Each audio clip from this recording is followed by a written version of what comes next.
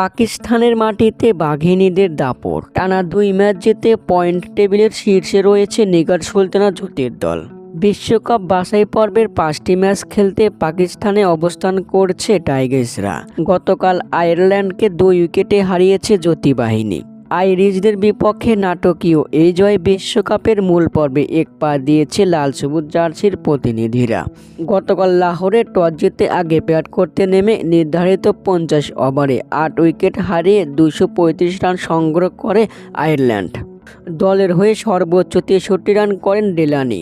আয়ারল্যান্ডের লক্ষ্যতে পরে ব্যাট করতে নেমে শুরুতে 2 রানে 2 উইকেট হারিয়ে বিপদে পড়ে বাংলাদেশ। শেষমেশ ঋতুর 61 বলে 67 রানের অপরাজিত ইনিংসে 48 ওভার 4 বলে 8 উইকেট হারিয়ে জয় তুলে নেয় বাংলাদেশ।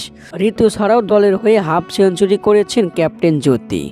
টাইগার্সদের 5 ম্যাচের মধ্যে আর বাকি রয়েছে 3 ম্যাচ। প্রতিপক্ষ স্কটল্যান্ড, ওয়েস্ট ইন্ডিজ ও স্বাগতিক পাকিস্তান। 3 ম্যাচের মধ্যে বিশ্বকাপে টিকিট পেতে আর একটি ম্যাচ জিততে হবে বাংলাদেশকে।